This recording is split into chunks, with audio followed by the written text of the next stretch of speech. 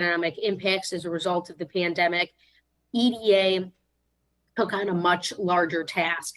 Congress directed EDA in the American Rescue Plan to help enable economic recovery and in an effort to rebuild American communities. The Build Back Better regional challenge contributes to a stronger EDA going forward, one with an expanded suite of proven tools to nurture and support innovation economies across this country. We will hear from a variety of EDA success stories today from our witnesses. I recognize the hometown advantage, and I certainly am eager to hear from our witness, Maureen Donohue Krauss, President and CEO of the Detroit Regional Partnership, and her experience securing the $52 million grant through EDA's Build Back Better Challenge, known as the Global Epicenter for Mobility. Led by one of the most diverse regions in the United States, this example offers the opportunity to create a national model for equitable economic growth, and the award is a testament to the power of integrating all the pieces of an innovation ecosystem together. This Congress has taken immeasurable steps to bolster American manufacturing, to lead the world in innovation and advanced technology. And I'm so proud of the multitude of bipartisan provisions this very committee advanced in the CHIPS and Science Act. While this legislation is now law, I recognize that Congress still has work to do to fully fund the appropriations the bill authorized, and certainly the role that we will play in oversight of the implementation of the CHIPS and Science Act. America's ability to compete globally hinges on us taking action to fully fund the CHIPS and Science Act. Lastly, it is my hope that this discussion continues beyond just today's hearing. As we look to the future of our work in Congress, I believe there is an appetite from both sides of the aisle to advance a vision for America to lead the world on this front. I want to thank our witnesses and my colleagues for their contributions today. And with that, the chair now recognizes Mr. Feenstra for an opening statement. Thank you, Chairwoman Stevens, for holding this wonderful hearing today. I also want to thank Chairman Lucas for attending today. Thank you for being here. And I also want to thank our witnesses for your participation today and to hear your stories. I look forward to hearing your testimonies and all your success stories. I hope that we can use this hearing as an opportunity to build upon prior work to learn how we can continue to support regional innovation economies around the nation. I would especially like to thank Assistant Secretary Castillo for taking the time to speak with us today and how the Economic Development Agency, EDA, supports local and regional economies. We have to ask ourselves, how do we promote meaningful innovation to drive economic development not only in Silicon Valley, but also in places like Iowa and the American heartland?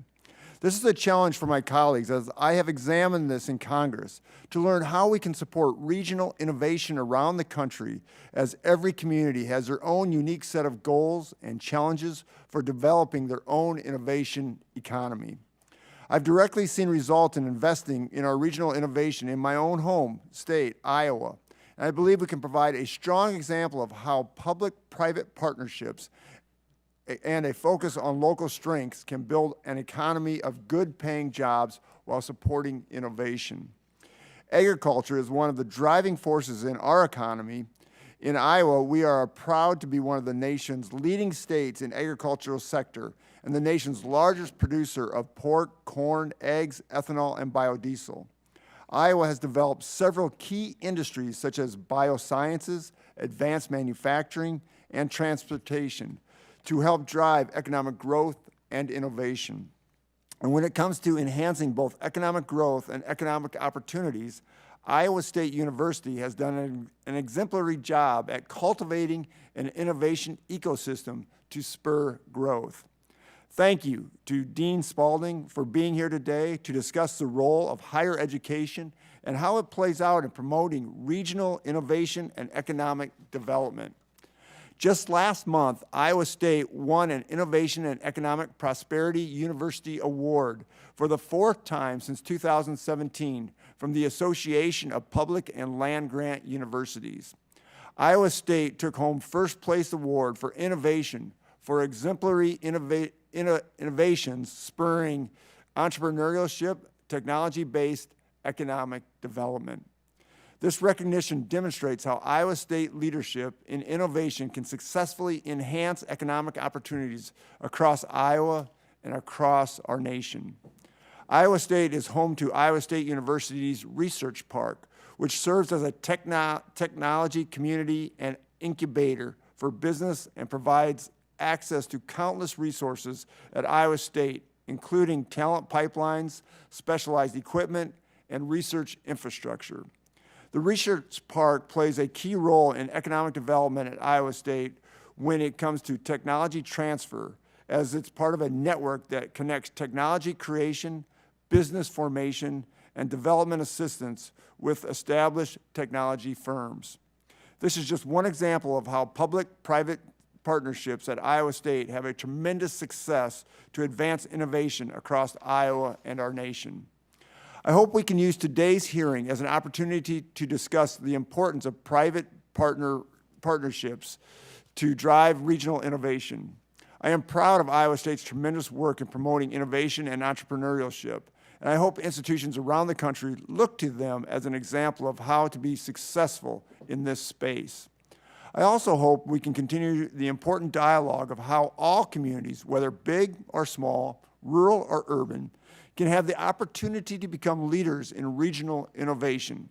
Every American in every zip code deserves the opportunity to participate in the innovation economy, whether that's starting their own business or building a career in a high-tech, good-paying job. I would be remiss if I did not acknowledge my support for the Metropolitan Areas Protection and Standardization Act, called MAPS, which the President signed into law last month, that ensures smaller and rural communities have a fair opportunity to receive federal funding and assistance from programs like the ones we are discussing today. With that, I thank our witnesses, and with that, I yield back. Great, thank you, Mr. Feenstra. And in the spirit of Big Ten rivalry, you should remember that while Iowa has great public-private partnerships, Michigan invented the public-private partnerships. So we're glad to all be here discussing that today. But just kidding. But at this time, if there are members who wish to submit additional opening statements, your statements will be added to the record at this point. And at this time, I'd like to introduce our incredible witnesses. Our first witness is the Honorable Alejandra Castillo, Assistant Secretary of Commerce for Economic Development. Assistant Secretary Castillo has served in leadership positions for 3 presidents, President Biden, President Obama, and President Clinton. Prior to her position at EDA, Ms. Castillo was the Chief Executive Officer of the YWCA USA. In 2014, she was appointed by President Obama to serve as the National Director of the Commerce Department's Minority Business Development Agency, becoming the first Hispanic woman to lead the agency. Ms. Castillo has served as a senior policy analyst in the White House during the Clinton administration, and we love watching her leadership shine. Our next witness is Ms. Maureen Donohue Krauss from my home state of Michigan. Ms. Krauss is the president and CEO of the Detroit Regional Partnership, a leading economic development nonprofit serving the 11-county Metro Detroit region. Ms. Krauss is an accomplished economic development officer with more than 30 years of leadership in the economic development, nonprofit, and government sphere, successfully having shepherded the global epicenter of mobility initiative through. This initiative will accelerate economic growth in Metro Detroit by building on our region's unrivaled mobility assets to create a smart, secure, sustainable, and inclusive advanced mobility industry.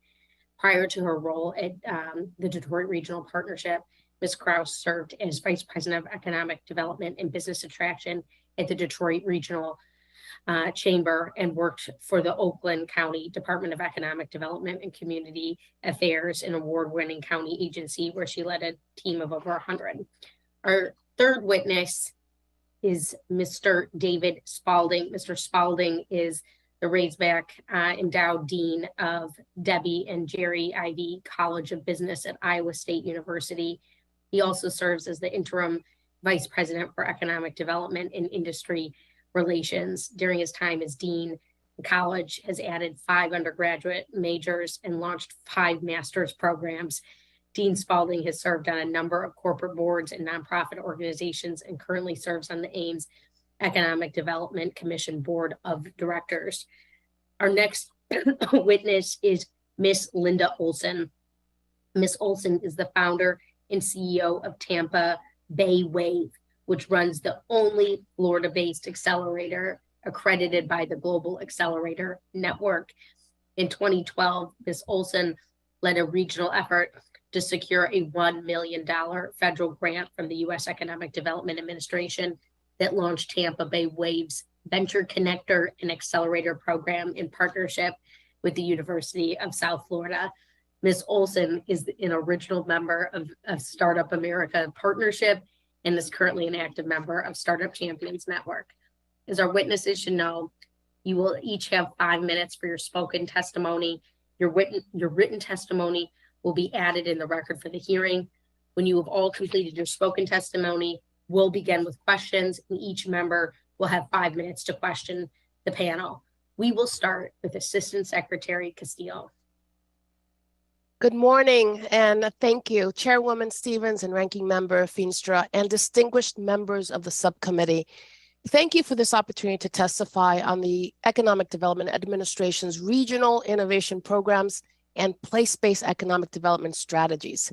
Since our inception in 1965, we've made targeted, locally driven investments directly in distressed communities.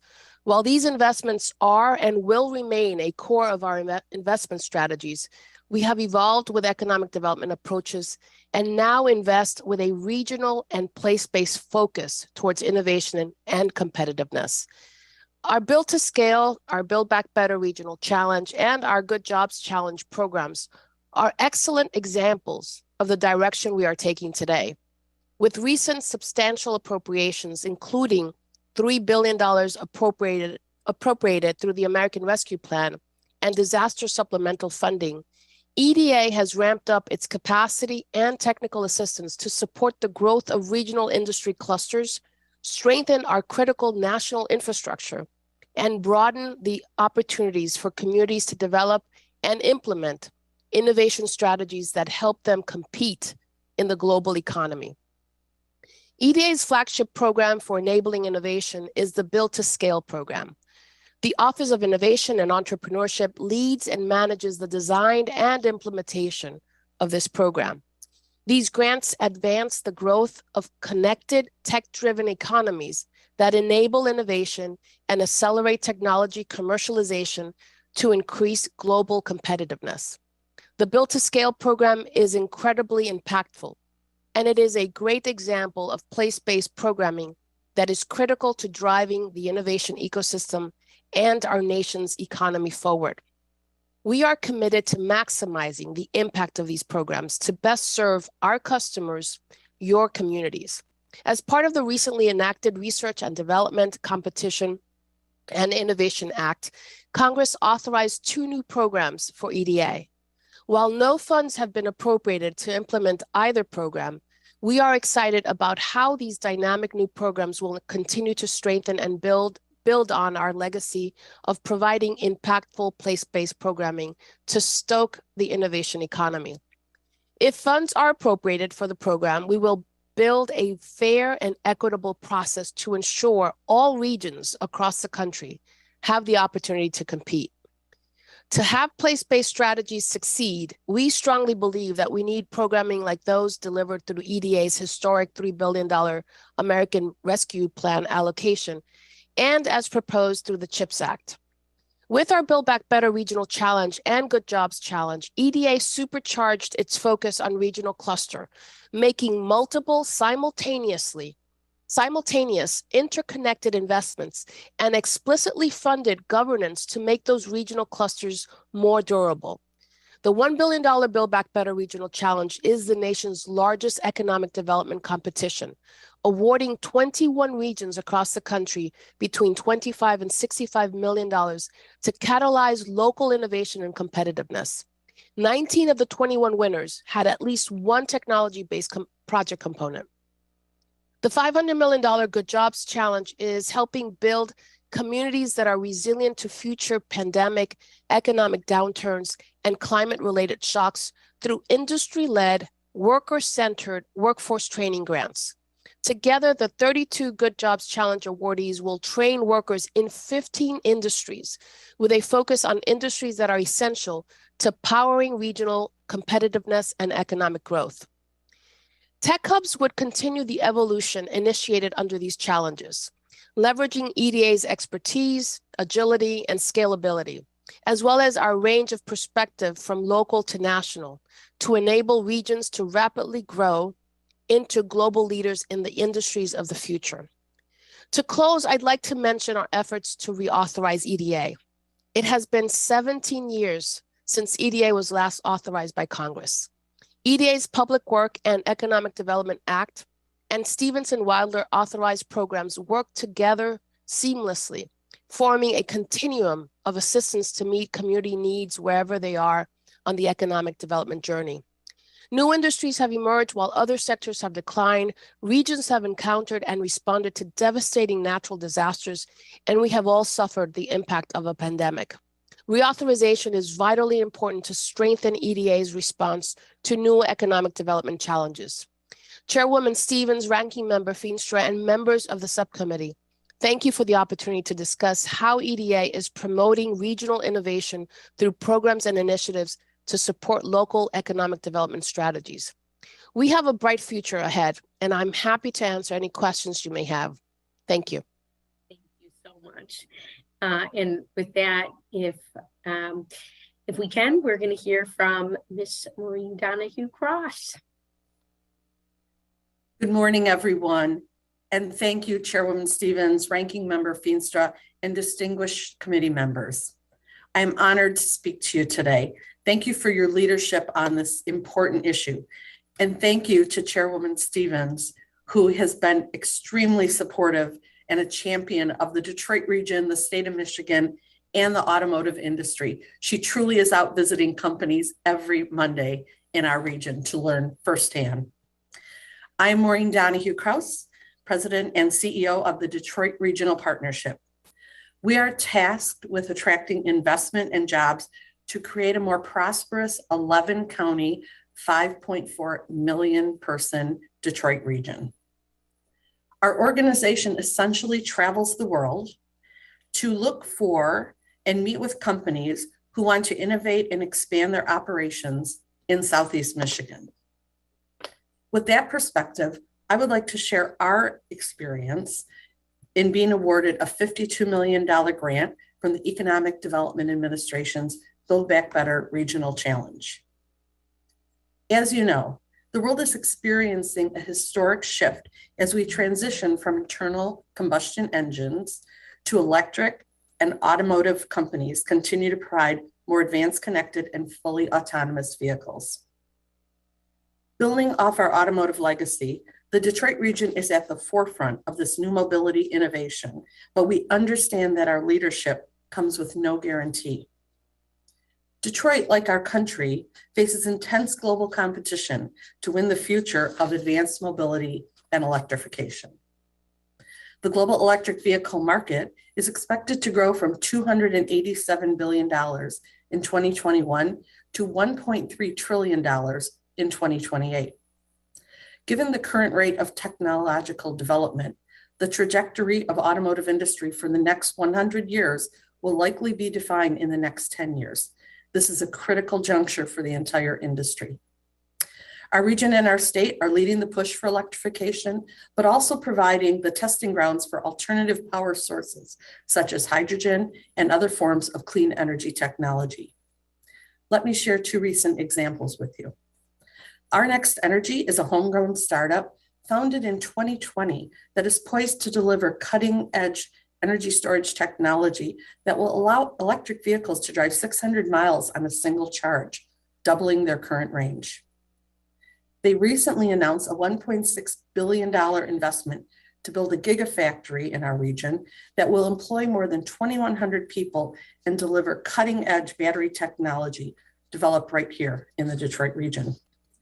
Less than 3 years ago, Our Next Energy did not even exist, and now they employ 150 on their way to 2,100. There are not many places in the world that can develop and produce this level of transformation innovation that quickly. Another company, Dunamis Clean Energy Partners, is the first Black-owned EV charging manufacturer that we are aware of in the world. Dunamis is building high-tech chargers for residential, business, and commercial fleets. They are committed to ensuring that historically excluded communities are included in the transformational wealth transfer that electrification will bring. Up and down the supply chain, the Detroit region is home to pioneers who continue to deliver cutting-edge battery, EV, and advanced mobility technologies. This advanced mobility stretches beyond traditional automotive and includes unmanned ground vehicles for the military, e-bikes, personal aviation, and drones, creating more opportunities to innovate. This grant will help the region marshal all of our resources to support the next Our Next Energy and the next Dunamis Energy. Building on more than 100 years of industry leadership, this grant will further entrench our region as the global epicenter of mobility. GEM, as we call it, will help create an inclusive and sustainable advanced mobility cluster and ensure workers, companies, and communities are not left behind during this transition. The beauty of GEM is that we are not starting from scratch. We're building around more than 400 existing assets in our region that comprise the world's densest automotive and mobility industry cluster. The Detroit region has the world-class universities, testing facilities, supply chain, and infrastructure to deliver even more innovation and to do so in a way that maximizes the EDA's investment. Before I close, I have a few recommendations on how to build regional innovation economies. First, require regions and incentivize regions to collaborate in order to qualify for transformational economic development projects. It will maximize the best return on your investment. Secondly, require inclusion and equity to be a continued focus in economic development. Regions across this country have so much untapped or unutilized talent that can increase productivity and innovation. And third, seek out regions in this nation that do something better than anywhere else. Innovative regions like Detroit are worth investing in. Thank you for this opportunity to testify today, and I look forward to your questions. Thank you. And with that, we'll hear from Mr. Spalding. Chairwoman Stevens, Ranking Member Feenstra, and esteemed members of this subcommittee, thank you for this opportunity to testify on behalf of Iowa State University. As part of today's hearing, I look forward to exploring the role of the Economic Development Administration to promote regional innovation through support for community-led economic development strategies. For over 150 years, Iowa State's motto has been science with practice, and aptly describes our interest in science with practical applications. We pride ourselves in serving each of our almost 30,000 students and businesses in all 99 counties in the state of Iowa through our economic development programs. Innovation is woven into the fabric of our university culture, which inspires entrepreneurial thinking and innovation in all 7 of our colleges. For each of the last several years, we've been among the top 100 universities worldwide for U.S. patents granted for our science and technology discoveries. In the last 2 years, we won the 2 top awards for entrepreneurship in higher education. In 2021, we received the United States Association for Small Business and Entrepreneurship Model Program Award. And just last month, we received the NASDAQ Center for Entrepreneurial Excellence Award from the Global Consortium of Entrepreneurship Centers. We are proud for the last 3 years, we have been recognized as the number 11 undergraduate entrepreneurship program by Princeton Review. And I appreciate Congressman Feenstra mentioning the 4 awards we've received for economic development over the last 6 years from the Association of Public and Land-Grant Universities. All the accolades are really a testament to the work our economic development teams do every day. The Build to Scale program goal is building regional economies through scalable startups. The program has provided Iowa State and the state of Iowa with foundational funding to expand or establish 2 important programs, the Iowa Startup Factory and the Iowa Go-to-Market Accelerator. These programs are the centerpieces of our work with startups, and both have provided substantial economic return on investment. To date, 88 startups have graduated from our Startup Factory program, and they've raised more than $52 million in external funding. Our first Build to Scale grant began in the fall of 2017. We used EDA's $406,000 award in the Startup Factory to support founders working to develop startups in food production, food safety, and new food products. 29 companies were supported, and they reported raising over $16 million in financing. One of these companies is Clayton Farms, a startup founded in 2017 by Iowa State alum Clayton Mooney, who grew up on a farm in a small town in southeast Iowa. Now, Clayton Farms doesn't grow row crops. They are a vertical organic farming operation, which means they grow on racks indoors. They grow lettuce, tomato, microgreens that they sell to over 800 subscribers to their service. Clayton Farms tributes the Startup Factory as being one of the major reasons for the success that they had in their launch, and they've raised more than $3 million in external capital. Our second and most recent grant from the Build to Scale program helped us partner with BioConnect Iowa to launch the Iowa Go-to-Market in fall 2020. Go-to-Market is a post-accelerator that provides startups with advanced training, business resources, and advising services to develop innovative technology-driven products or services. Since its launch, 9 startups have completed the program, with 3 more beginning this month. One of those companies, Mason Animal Health, takes traditional animal vaccines and puts them into animal feed. They successfully raised $11 million in venture funding shortly after completing the program. We've also leveraged the early success of the Startup Factory and the first EDA investment in responding to demand for rural innovation programs. We shared resources with America's Small Business Development Center, Iowa, to launch the Rural Business Innovators Program, which provides customized one-on-one counseling and group training to help rural technology entrepreneurs develop and scale their businesses to create jobs in rural Iowa. I hope that the testimony shared today showcases what programs like Build to Scale can do when thoughtfully administered and executed to maximize return on investment. Iowa State University remains committed to delivering science with practice, and we hope to continue to partner with the EDA as we innovate at Iowa State. It has been an honor to share my perspective with you today. Thank you for the opportunity, and I look forward to answering any questions. Thank you. Thank you. And with that, we'll hear from Ms. Olson. Good morning, Chairwoman Stevens, Ranking Member Feenstra, and honorable members of the Subcommittee on Research and Technology. It is a great honor to be part of this distinguished panel, and I'm grateful for the subcommittee's kind invitation to join you. My name is Linda Olson, and I am a proud Tampa Bay native and the CEO and founder of Tampa Bay Wave, Florida's #1 accelerator that helps entrepreneurs transform innovative ideas into real-world solutions and scalable businesses through our world-class programs and services. As a 501c3 nonprofit, our mission is focused on the expansion of Tampa Bay's innovation-driven economy throughout an 8-county region by providing early-stage companies with the resources they need to build bold, innovative breakout tech companies. I can state without any hesitation that funding provided by the EDA's Office of Innovation under the Regional Innovation Strategies Program has been absolutely essential to the rise of Tampa Bay's innovation economy and our reputation as a burgeoning tech hub. In my role as the founder of Tampa Bay Wave, I've had a front row seat to this growth for more than a decade. I originally launched Tampa Bay Wave as a meetup group in 2008, being myself a tech founder, struggling to build my own company in a region with little to no tech ecosystem. Given my previous experience working for ventureback.com in Boston before and after the bubble burst, I saw firsthand what a healthy tech ecosystem looked like, and I wanted better for my own hometown. Within just a few years, the Entrepreneurs in Waves meetup group would decide to roll up their own sleeves to lead the change we wanted to see.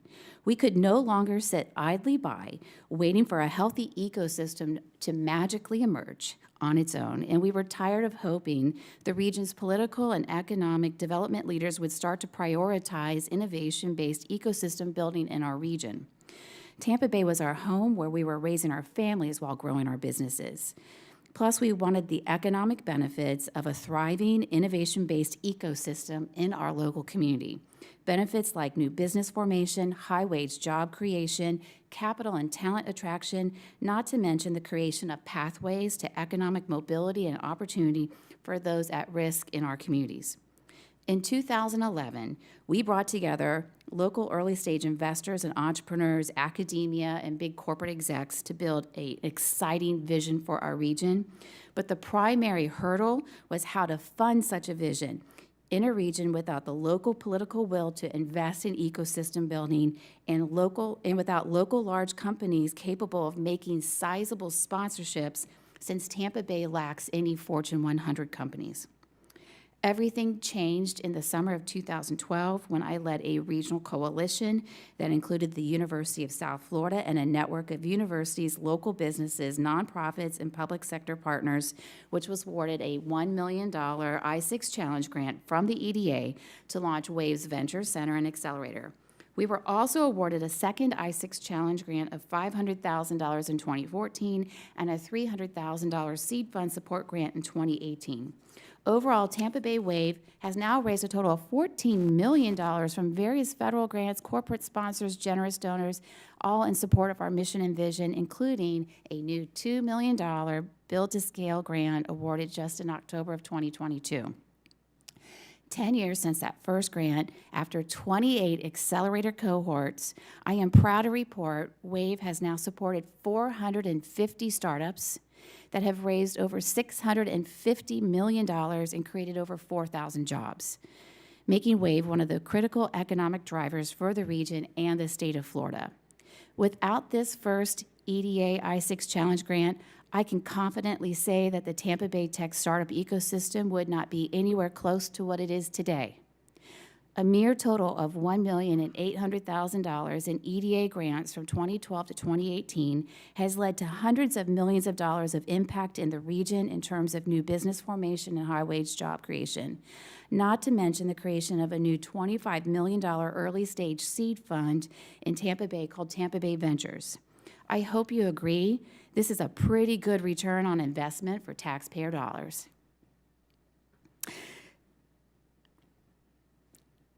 As a mother to two future female entrepreneurs, Cadence and Cassidy Creeley, who are now 9 and 7 years old, respectively, both my husband, Kurt Creeley, and I cannot stress enough how the EDA grant programs give my family, as well as families throughout the U.S., hope for their children and for the future of this country. Again, I appreciate this invitation to appear before the subcommittee today, and I look forward to your questions, which I will try to answer. Thank you. Thank you to our witnesses. And at this point, we are going to begin our first round of questions, and the chair is going to recognize herself for 5 minutes. The overwhelming majority of entrepreneurs, as Ms. Olson just intimated, founding high growth startups are oftentimes white and male. And certainly this leaves out essential wealth building and economic growth opportunities for Americans in minority communities. Including many communities here in Metro Detroit, but obviously all across the region. And the lack of founder diversity also limits the types of businesses created and the types of challenges that the businesses are addressing. And so while some of the build to scale and regional challenge awardees have focused on supporting entrepreneurs from underrepresented groups, a significant gap still exists. And Ms. Donohue Krauss, I wanted to ask you, what are ways that the Global Epicenter for Mobility Consortium has engaged with historically left behind communities? And how did relationships and your approach evolve through the planning process of GEM? Thank you for that question. When we put this proposal together, we ended up with 140 individuals and organizations throughout the Detroit region who participated in the process. And it was really terrific to hear all of the voices. We were very inclusive. We said at every meeting we had, who is not at this table, get them an invitation. And so there were groups that might not traditionally be in the conversation, but we were very intentional about keeping them a part of it. Our GEM proposal does have a DEI officer who will assist entrepreneurs and small to medium-sized companies in making sure that they are including those communities that haven't had access to support or haven't had voices before. So it was very intentional, and we appreciate that the EDA made sure that was a part of all proposals. You know, in the Detroit region, we have a very diverse population here, but we know that especially in the entrepreneurial small to medium-sized companies, they don't always have access to the support they need. So this was very intentional on your part, and in fact, very intentional on our part to make sure that, and that goes for even in the urban rural sense, our region is diverse that way as well. And, you know, when we talk about the ag space, look forward to talking to Professor Spalding about, you know, how can we look at autonomous plows? Perhaps that might be the future for farming and in the mobility space. So it has been really eye-opening for some, but it was really a part of who we are already, and we just have to make sure it's front and center. Assistant Secretary Castillo, having previously led the Minority Business Development Agency and now the EDA, you know, I imagine you've put a lot of thought into this topic. And how is EDA creating opportunities for high growth potential minority owned businesses? So thank you for that question. Indeed, it is a personal passion of mine, but a true commitment for EDA. As Ms. Krauss said, we not only took a look at our investment strategies, making equity one of the top investment strategies, but we also baked it into the notice of funding opportunities, making sure that applicants understood from the very beginning that we were looking at a broad table. And equity meant many things across the country. It was not just responding to underserved communities, communities of color, but also rural communities, looking at a very broad approach of how we needed to make sure that when we put these grants together, we were actually addressing those areas of our country that either have been forgotten or left behind. And I will tell you, in my travels, particularly under these two, the ARPA grants, the Build Back Better Regional Challenge and the Good Jobs Challenge, it is so satisfying to hear individuals say, thank you for keeping us in mind. Thank you for giving us this opportunity. And it's been not only important in terms of who has been awarded, but also, as was mentioned before, the broad scope of the coalitions that came together. And we are monitoring those engagements, as I mentioned in my testimony on the governance side, just to make sure that those partnerships continue to be strong and that all communities are represented in these different initiatives.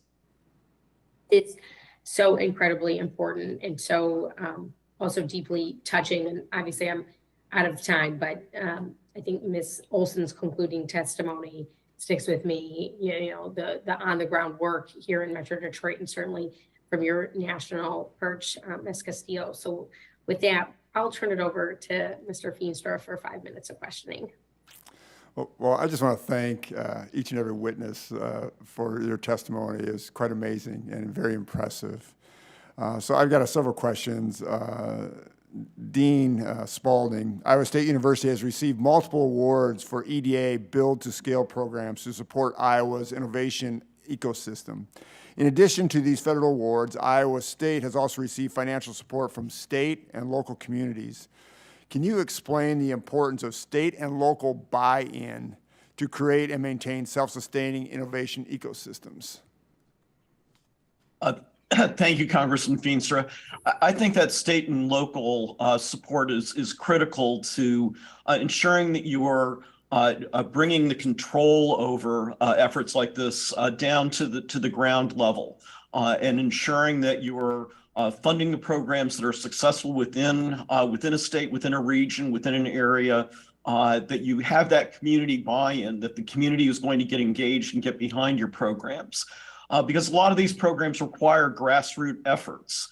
When I talk about companies that we have involved in our programs that are scaling technology, those often start as a smaller business that might be working with our small business development centers or working one of our student programs. And so having had that community and local support for those programs to feed them into these programs that can be supported by the larger dollars that come from an EDA grant, I think is critically important.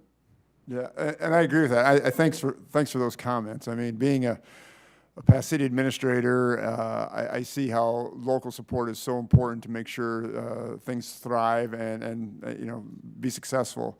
With that, your role in higher education, I just want to know, how is it so important when you think of higher education and promoting entrepreneurship and innovation programs? I came out of a university, Dordt University, that does some of this also. I know Iowa State University is ranked 11th in the nation for entrepreneurial studies, which I'm so excited about.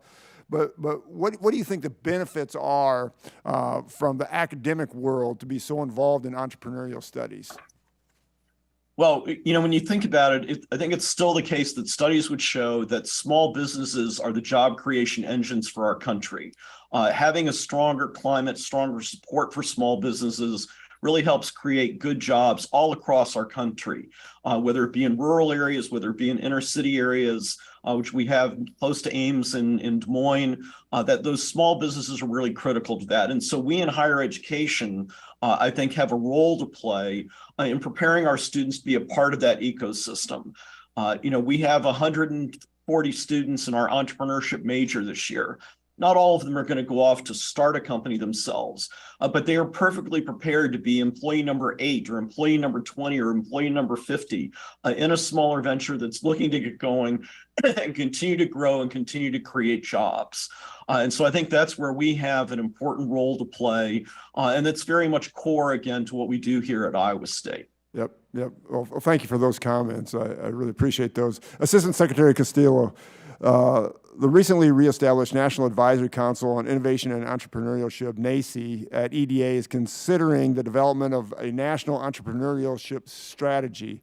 The strategy would strengthen the United States' ability to compete globally as the world's leading startup nation and leader in critical emerging technologies. Can you update me on the progress of this development and what are the next steps? Yes, Congressman. And if I may just take a minute to also underscore a couple of things to your previous question to Dean Spalding. The interaction of so many different stakeholders is essential to the work that EDA does.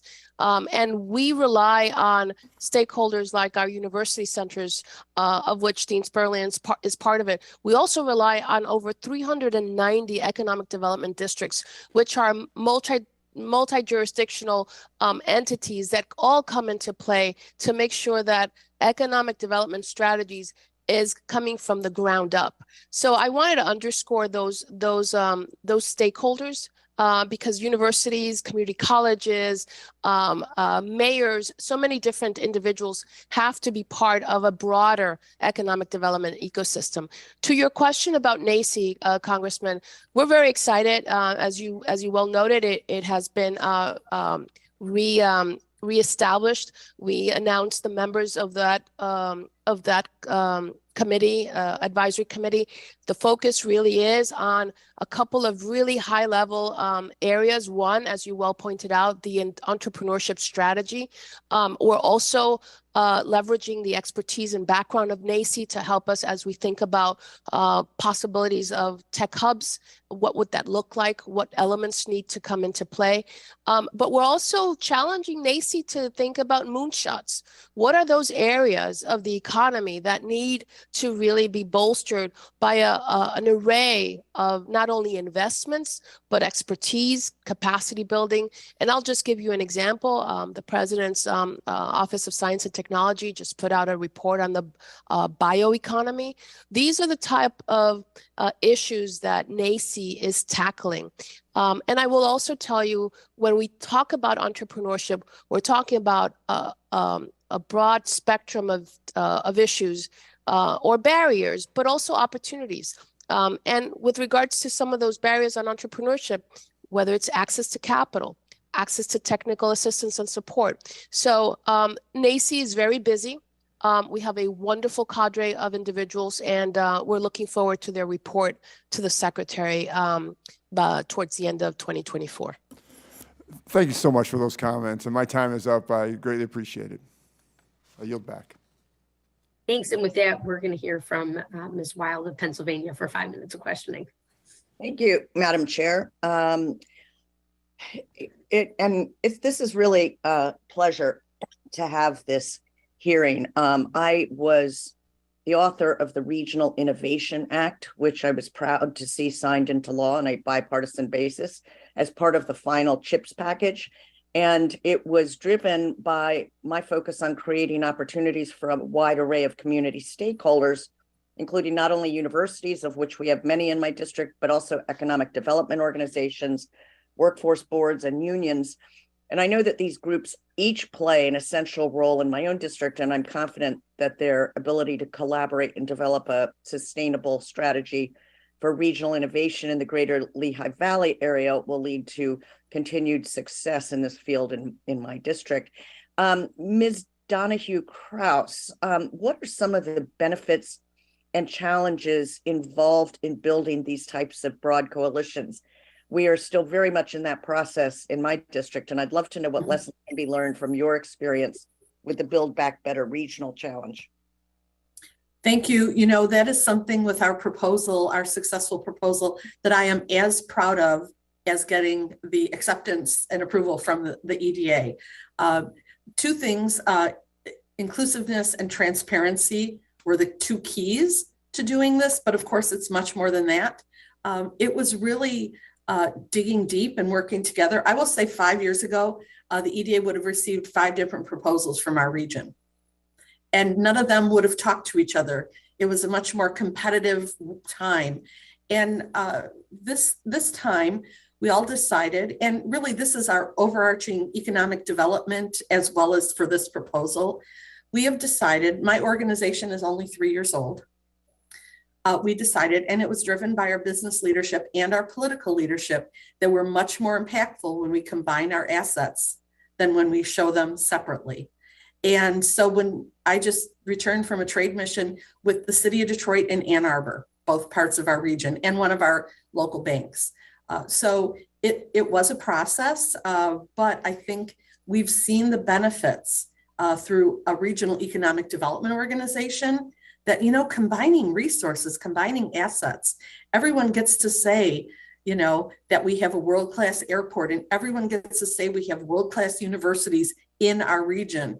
Right. Because boundaries between communities aren't really important for businesses that look for regional talent, regional supply chain, and, you know, an overall regional economy. So that's the theme we've used, and it's working well for us. And it's someone who's done this a long time here. It's really nice to see. Excuse me. Let me just say, I agree with everything you just said. We've successfully done that in my district. My one concern, and I'm not asking you to comment on this because I want to get to another area, but is just making sure that we don't leave out certain sectors, whether it be minority communities or other types of communities that just somehow don't make it into that that networking that exists. And that's where I think we all probably need to really focus to make sure.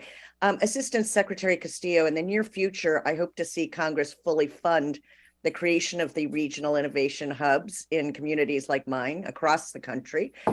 Based on your experience, what qualities make a community well suited to successfully develop emerging technologies and promote innovation on a regional scale? Congresswoman Wilder, I'm going to piggyback a bit on what Maureen Krauss just said. A couple of things just to put it into perspective. One is the ability to come into partnership and coalitions and to do an assessment of their assets, to look at what are the technologies or the spaces in which that particular community has some positive gains in it. I also want to mention that what made particularly the Build Back Better Regional Challenge as a good example of how to even think about the tech hubs was the fact that we too included equity into the notice of funding opportunity, but we also provided transparency. We provided the general public all of the information of the applicants. And that in itself created an opportunity for people to talk to one another, to speak to one another, to share lessons learned. We have instituted a couple of things that I think is going to be very important as we think about tech hubs. One is communities of practice so that there is shared opportunities to learn from one another, but communities of practice to also look at how to best leverage assets and resources across region. The other thing I think is going to be very important in terms of tech hubs in the event that Congress does appropriate the funds is to make sure that we do proper listening tours, but also that we keep ourselves very open to work across the federal government and leverage all of the different resources. So thank you so much. I do see that my time is up, which is always frustrating in these hearings. This one's so important. I would very much like to work with all of you in the future on making sure that these tech hubs become a reality, and my office will be reaching out. Thank you so very much. Thank you, Congressman. Madam Chair, I yield back. Couldn't agree more. These are important topics. And with that, we're going to hear from Ranking Member Lucas for 5 minutes of questioning. Thank you, Madam Chair. Assistant Secretary Castillo, in September of this year, EDA awarded the Tulsa Regional Advanced Mobility Corridor approximately $39 million. The project, led by the Indian Nationals Council of Governments and Oklahoma State University, will strengthen Oklahoma's national leadership as a hub of transformational air mobility research and development. Investing in this critical industry and local and state economies will increase Oklahoma and America's technological competitiveness around the world. So, Assistant Secretary, how does EDA plan to ensure that more rural and tribal communities, like those in my district, that receive this award have the same opportunities as larger communities at developing innovative economies? Sure. Thank you, Congressman, for the question, and congratulations. As you know, it was a very competitive process. But here's what we have not only identified, but also tried to work to address.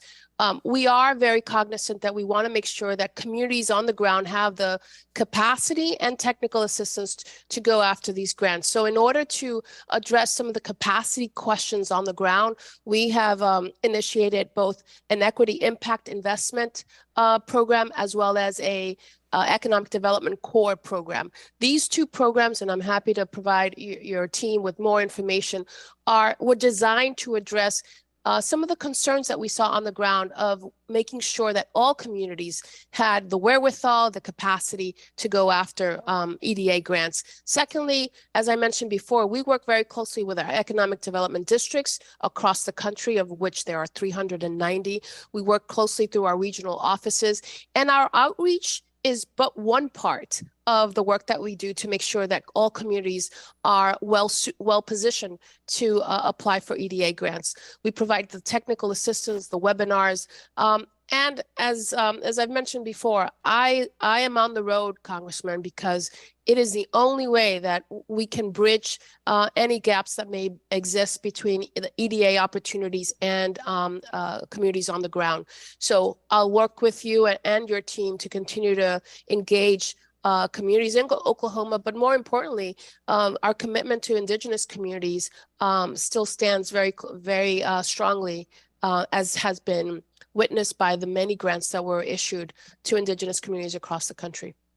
Continuing with this line of thought, Assistant Secretary, in your testimony, you state that EDA is prepared to move forward in executing the vision of the authorizations should the funding be made available, always a key phrase, for the Regional Technology and Innovation Hub program. Can you share more about how EDA is planning to administer and oversee the program, given the large authorizations included in CHIPS and Science for the Regional Hub program? Sure, and thank you, Congressman. The Tech Hub authorization is not only exciting, but so necessary. And you're absolutely right. If given the opportunity to have it appropriated, EDA stands ready. And here's how we're thinking through this process. Our Office of Innovation and Entrepreneurship really has a very deep expertise in that area, not only administering the Build to Scale, but it was instrumental in the way we not only designed, but also executed our Build Back Better regional challenge. So we do have the expertise in-house and the ability to scale depending on the authorized levels. Appropriated levels, I should say. A couple of things that I've mentioned before, we're leveraging the National Advisory Council on Innovation and Entrepreneurship to help us bring together not only the information, but the elements that would make for a good tech hub. So we're leveraging that level of expertise. We're also leveraging the expertise across the Department of Commerce and other federal agencies as well. So in addition to not only doing our work and our due diligence, we have the experience and operation structures to execute on tech hubs within the time frame that it was allotted. So I will tell you, we're excited about it. The country needs it. Areas across the country, I usually say Tech Hub is going to democratize technology and innovation and bring it to communities that have all the right assets to transform their local economies. And it's important that we work together, since the money, substantial authorizations as they are in the CHIPS and Science program, are not mandatory money, they're authorized. So we have to make the case to persuade the budgeteers and the appropriators to fund it. The administration has to use it wisely, and then together we can justify continuing to advance that good work. So it's a team sport. Thank you, Assistant Secretary. Absolutely. Thank you. Thank you, sir. And with that, we'll hear from Mr. Lamb for 5 minutes of questioning. Thank you, Madam Chair, and thank you to all of our guests for being with us here today. Secretary Castillo, I want to first say thank you for all of your work, particularly as it related to the Build Back Better regional challenges. My region of Western Pennsylvania was lucky enough to win one of those awards, and we really have high hopes about the impact that it's going to make, particularly on jobs. You know, I think the reason so many of us supported these programs was to create jobs for people in our regions that need them, better jobs than what they have access to now. But we had an interesting thing happen, which was that the week in October that we got together with 2 members of Congress, an official from the EDA, and a whole host of local people who had supported our grant application, university folks, business folks, people from our Allegheny Conference on Economic Development that really led the way. We got together in Westmoreland County, which is a more rural county outside of where Pittsburgh is, at their community college, but it's also the home to a major investment that an autonomous vehicle company made in establishing a test track. So they had a ton of jobs. It was like a case of what we want to do, which is create jobs in areas that haven't had as many of them in this new economy. So we got together there, and then we had this wonderful event to talk about everything we were going to do with the award. And then literally the very next week, that company went out of business. And now no one knows what's going to happen to all of those workers that they already had. It's not entirely clear how this award is going to employ people in that sector in the future. Our hope is obviously that it still will. But it was just kind of gut-wrenching to see such a major potential source of jobs for people be taken away so quickly at the very time that we're investing money to try to train people in robotics and self-driving and everything that goes into it. So the first thing I just wanted to ask is whether, you have seen examples like this, maybe not identical, but that show that we need to find some way for these big companies, and the investors in the company that I'm talking about are two of the largest auto companies that there are, to get them to put more skin in the game. I mean, they didn't really have any skin in the game. We did this award with federal tax dollars, and it didn't cost them anything to walk away just a week after we basically announced it.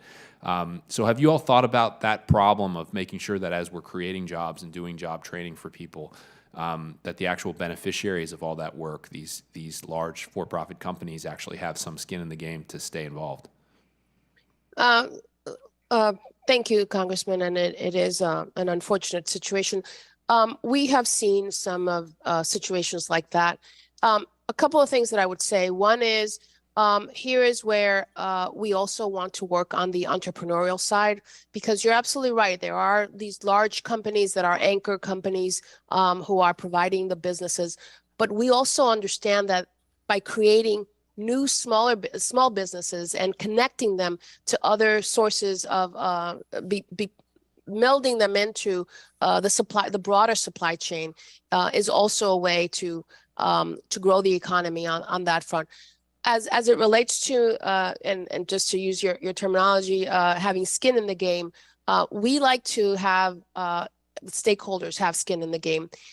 There's a part of EDA, as you may know, that many of our grants require a match, and that is a way to have community and other stakeholders have ownership in this process. So I would very much welcome, Congressman, to work with you and others in your district to find solutions to this situation. I will tell you that the proposal that was put together was a strong proposal, and we believe that there's a lot of future for that. So I welcome the opportunity to work with you more closely and also to address these matters. Last thing I would say, sir, if I may, is a lot of this information is critically important to us, but we're also building more data analysis to be able to foretell, if possible, wherever possible, but to have some predictive analytics as well to address these issues before they happen. So please take my words as an invitation to work closely with your office on this particular matter. Thank you. Yeah, and I know nobody expects you guys to be able to predict the future. I mean, the tech sector is very volatile right now. I just hope that if you see things like this going on in other parts of the country and it becomes an obstacle, please report that, to the Congress. I'm on my way out, but I know my colleagues care about this as well, because we may have to revisit, some of the ways that these awards get handed out if their intended beneficiaries are larger companies like this who are so free to walk away. I agree with you that there are a lot of smaller entities we want to help, and they often tend to be more locally rooted. But when our goal is to create jobs, it also makes sense to focus on the larger players as well. So thank you very much for the excellent work you're doing. I know we're going to make something out of it in Western Pennsylvania. Madam Chair, I yield back. Great, thank you. Very productive. And with that, we're going to hear from Mr. Baird for 5 minutes of questioning.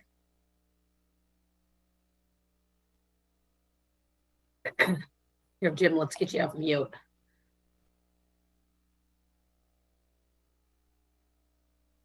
Does that work better? We can hear you. Hey, thanks. Good to see you, Dr. Baird. Good to see you. Thank you, Chairwoman Stevens and Ranking Member Feenstra, for holding this interview session. And I really appreciate all of the witnesses being here. But with Purdue University in my district, I've had the opportunity to see firsthand the regional innovation efforts that really benefit Hoosier State, as well as directly affect the rest of the country. And so I often get the opportunity to meet with startup companies wishing to potentially set up learning centers and other entities associated with Purdue. And when I think about building regional innovation economies, these types of startup companies and partnerships are directly what comes to mind. So Assistant Secretary Castillo, in forming these partnerships, what role should the federal government play? And in that same vein, The state of Indiana is fortunate to have an active economic development agency. So what would a healthy, productive relationship look like between the federal government and the state? So would you care to elaborate on how you see that? Absolutely, sir. And thank you for the question. You know, we've talked about ecosystems throughout this entire hearing. And part of a very healthy ecosystem is one, not only the relationship on the ground, but as you point out, EDA's relationship with many stakeholders at the state and local level. I think we've shown what that looks like, and I'll give you a couple of examples of what that looks like. One, leveraging EDA's opportunities to provide planning grants. One of the most important tools within the economic development space for EDA is the CEDS, the Comprehensive Economic Development Strategies. So making sure that at the state and local level, we're developing CEDS that are comprehensive, that have equity at the forefront, that are also looking at opportunities to provide capital, but also tech commercializations, as well as STEM employment. So these are all some of the ingredients that are essential to it. On another level, I will tell you, working with the universities, and Purdue is a prime example, but also working with our community colleges. And to the previous questions, also working with employers. One of our most successful grants under the ARPA, the American Rescue Plan, was the Good Jobs Challenge. And again, looking at making sure that not only are we developing a robust ecosystem that is supporting technology and innovation, but at the same time, developing a workforce that's upskilled and reskilled to meet those opportunities. So, sir, I'm sure I can go on many elements, but I also extend my EDA's invitation to work very closely with you and your team. Well, thank you very much. And, I really appreciated you mentioning STEM, because I think that's all integrated, the STEM stimulation, but then the fact that those people have the opportunity to get their hands on, and that stimulates them to get into the STEM program probably. And so thank you for that comment and your focus there. Mr. Spalding, do you care government should play in forming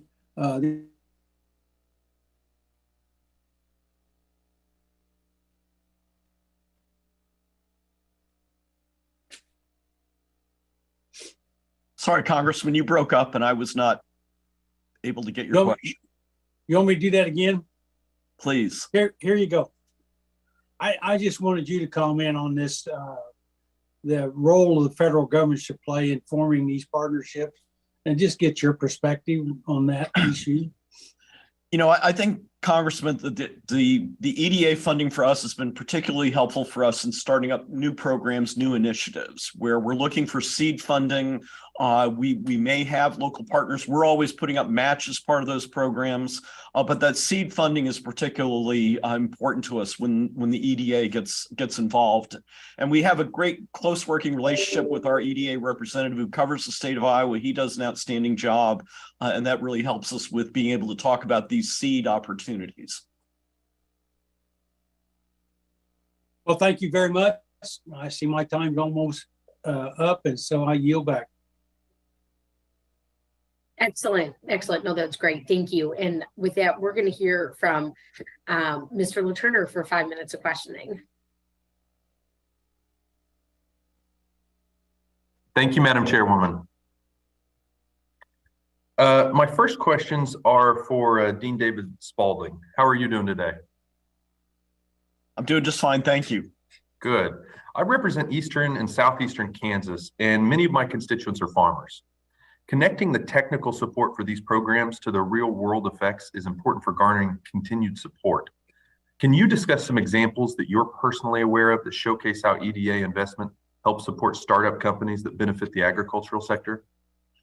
Yeah, so the first of the grants that we received, we actually used in our Startup Factory Accelerator to focus on advancements in the food area writ large. And so that includes both growing food, successfully food products, food safety, food innovation. And so it was great to have the EDA support that effort, specifically focused on the work that we do here around agricultural startups.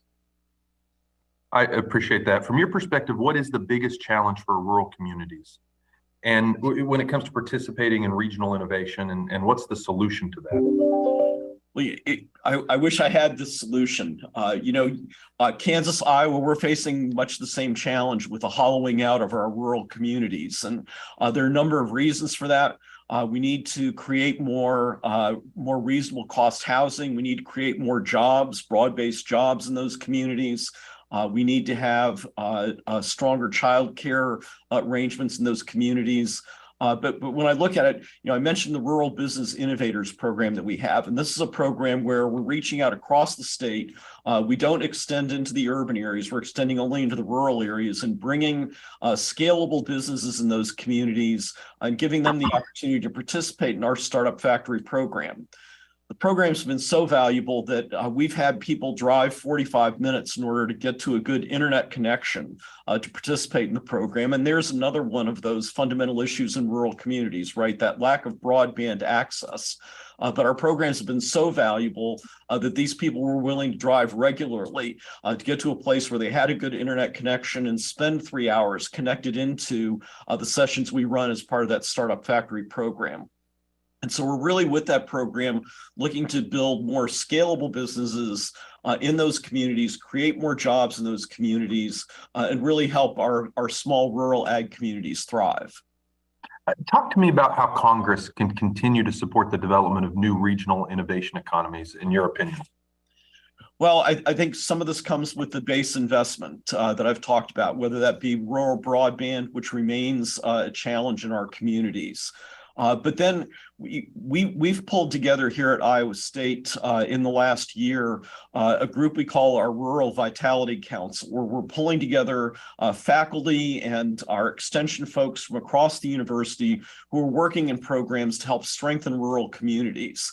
It's giving us a chance to share best practices, share ideas, and we are talking about some opportunities to apply for federal grant funding to help support the best performing of the programs that we've identified, which often are based on faculty research that's being done into what works best in those communities. I appreciate it very much. Ms. Castillo, how are you today? Doing great, Congressman. Good. In your testimony, you discussed the coordination that the Economic Development Administration does with other agencies and leaders to facilitate policy recommendations that grow innovation economies. Can you elaborate on that coordination process? Yes, and thank you for that question. The economic development integrators are our way to really blend and braid so many of the different policy and initiatives across the federal government. I want to underscore something that Dean Spalding just mentioned, as well as we were talking about some of the challenges in rural America. As you may know, as Congressman, EDA is part of a broader Commerce Department family. And one of the areas that we are working closely with is the National Telecommunication and Information Agency, $48 billion that's being invested in terms of broadband, because we understand that we need to continue to work with our sister agencies across the federal government, so that the opportunity to work with NTIA, but also the opportunity to work with Department of Energy, Department of Transportation, other federal agencies across the government, to make sure that as we think about these investments, that we're keeping an eye both on economic development, but also how do we spur technology innovation. If I may, sir, one last thing I will tell you, one of the Build Back Better regional challenges was in your state, but because we're putting in place communities of practice, we are able then to also leverage what's happening in Central Valley in California, which is a Build Back Better regional challenge on tech, agro-tech. So these are the type of opportunities to learn from one another, to be able to bring it to places as in your district, and make sure that we are continuing to invest in technologies in all industries and all sectors. I want to thank you and all the witnesses and our very able chairwoman. Thank you very much. I yield back.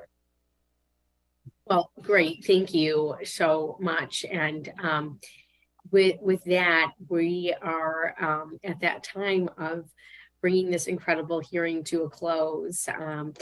And I just want to thank our witnesses so much for joining us, and certainly thank my incredible partner and our ranking member, Randy Feenstra, for his close collaboration, not only on this hearing, but all the work that we have done throughout the 117th Congress.